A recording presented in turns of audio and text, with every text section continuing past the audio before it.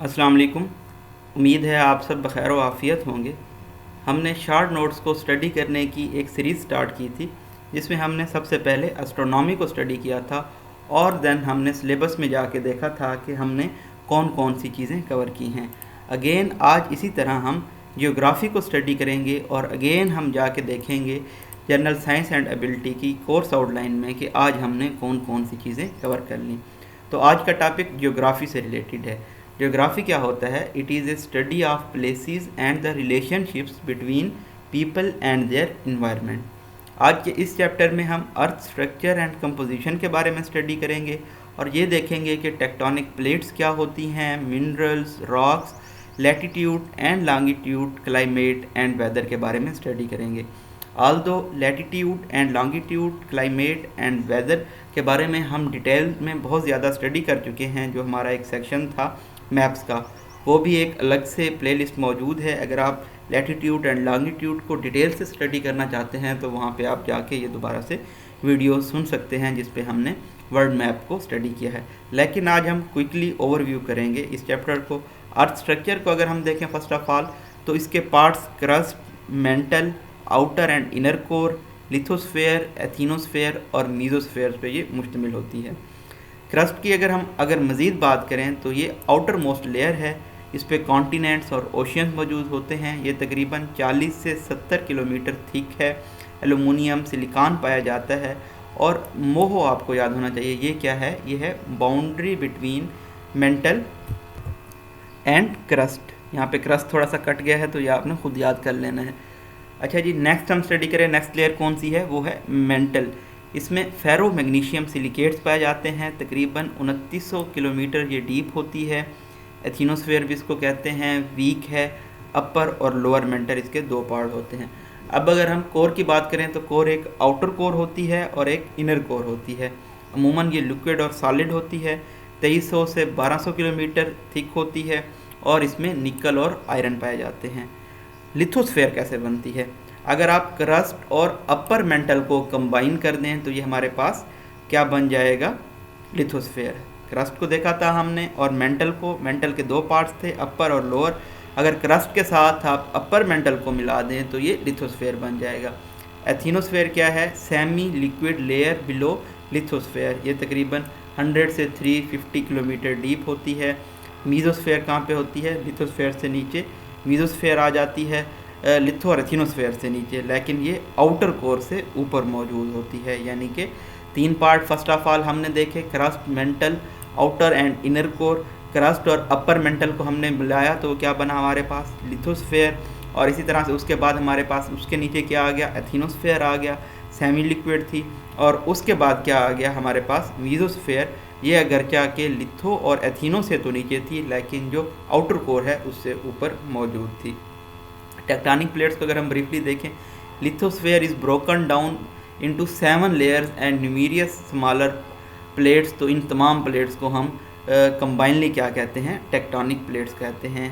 ये 1 से 10 सेंटीमीटर होती हैं, 0 से 0.4 से 4 एंड कन्वेक्शन होती है इनके अंदर, अर्थ मेंटल के अंदर। और इसी तरह से जो इसकी बाउंड्रीज़ होती हैं वो डाइवर्जेंट हो सकती हैं, यानी कि फैल सकती हैं, कन्वर्ज कर सकती हैं, एक दूसरे के अंदर जा सकती हैं और इस तरह से ये ट्रांसफॉर्म होती हैं।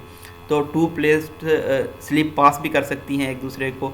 इन तमाम चीज़ों की वजह से जो ज़लज़ले हैं वो अमूमन जनरेट होते हैं। डाइवर्जेंट अगर हों, अगर ये फैल जाएँ एक दूसरे से तो क्या पैदा होता है? मैग्मा या फिर लावा पैदा होती है। इनको अमूमन कंस्ट्रक्टिव भी कहा जाता है। जो मॉडर्न रिजीज़ हैं, रेड सी, ईस्ट अफ्रीकन, रिफ्ट वैली, ये तमाम चीज़ें हैं डाइवर्जेंट प्लेट्स की वजह से मार्ज़ वजूद में आई। इसी तरह से जो कन्वर्जेंट होती हैं, एक दूसरे के साथ अंदर मिल जाना, इसको अमूमन डिस्ट्रक्टिव कहा जाता है। ओशियानिक हो गया, ओशियानिक कॉन्टिनेंटल हो सकती हैं, कॉन्टिनेंटल आपस में टकरा सकती हैं। तो इन तमाम प्लेट्स के जो टकराने से चीज़ होगी उसको हम क्या कहेंगे? कन्वर्जेंट। मिनरल्स की बात करें तो ये क्या होते हैं? Naturally occurring inorganic solids. 8 most common minerals हैं जिसमें oxygen, silicon, aluminium, iron, calcium, sodium, potassium और मैग्नीशियम शामिल हैं। स्ट्रीक क्या होता है?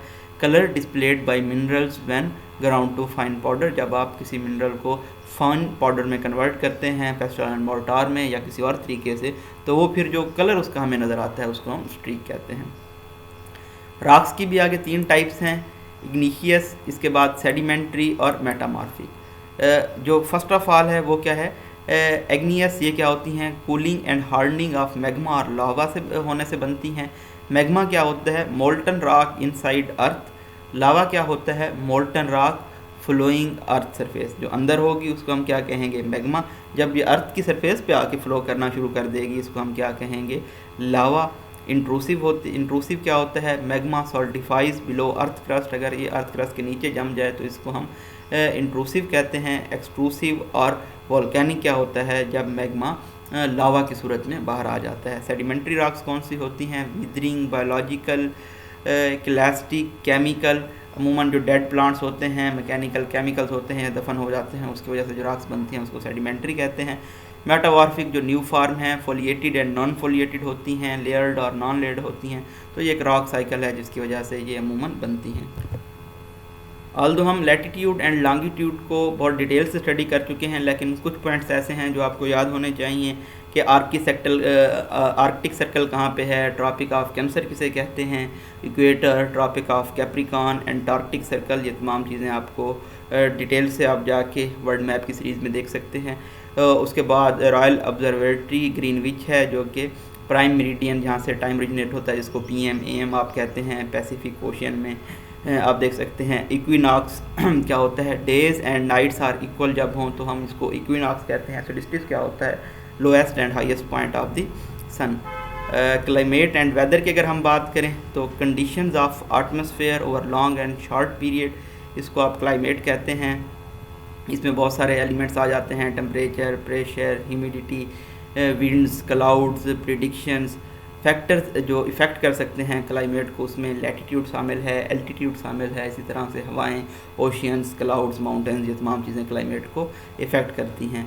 कोपेन क्लाइमेट क्लासिफिकेशन को आप देखें तो इसमें ट्रॉपिकल ड्राई डिज़र्ट्स आते हैं, मॉइस्ट सब ट्रॉपिकल मिड लैटिट्यूड आ जाता है, मिड लैटिट्यूड कॉन्टिनेंटल आ जाता है, पोलर आइस कैप्स आ जाती हैं, पोलर टुंडर्स आ जाते हैं, हाईलैंड्स आ जाते हैं। तो आज हमने एक और टॉपिक स्टडी किया, जियोग्राफ़ी को अगर आप यहाँ आके रिलेट करें तो यहाँ पे आपने वेदर वेरिएबल्स के बारे में स्टडी किया, global temperature, pressure, circulation, precipitation, humidity, weather variations, ठीक है। ज़्यादा चीज़ें अर्थ से रिलेटेड थी, अर्थक्वेक क्यों आते हैं, जब जो टेक्टोनिक प्लेट्स होती हैं ये कन्वर्ज करती हैं या फिर डाइवर्ज होती हैं, इस तरह से वोल्कानिक इरप्शंस होती है जिससे क्या आते हैं, मैग्मा होता है या फिर लावा जनरेट होता है। तो ये आज हमने कवर कर लिया, मज़ीद चीज़ें हम अगले जो लेक्चर्स होंगे उसमें कवर करेंगे। उम्मीद है ये आप ब्रीफली इन चीज़ों को देख लिया होगा आपने। तो इसका मकसद ये नहीं है कि आपको पूरा चैप्टर याद करवाया जाए, ये सिर्फ कुछ पॉइंट्स हैं, बुलेट पॉइंट्स आप इनको कह सकते हैं, जो कि आप को मेमोराइज़ होने चाहिए ताकि आप इनके ऊपर डिटेल से लिख सकें। लाइक जैसा कि क्रस्ट है, आउटर मोस्ट लेयर है, इसकी क्रस्ट पे आपने ये डिटेल से, ये जो एक लाइन लिखी हुई है इससे आपने एक पूरा पैराग्राफ बनाना है। अगेन मेंटल से एक पैराग्राफ बनेगा, आउटर एंडर कोर से एक पैराग्राफ बनेगा, लिथोस्फेयर, एथीनोस्फेयर, मीजोस्फेयर। तो जब अर्थ स्ट्रक्चर और कंपोजिशन की बात होगी तो इन तमाम चीज़ों को आप लेके आ सकते हैं। और हो सकता है कि क्वेश्चन में वो टेक्टोनिक प्लेट्स का भी आप हवाला दे दें अगर आपसे वो पूछता है, रॉक्स और मिनरल्स का भी आप बताएं, क्योंकि ये भी अर्थ का पार्ट है। अपनी दुआओं में याद रखिएगा। Thank you so much. अल्लाह हाफिज़।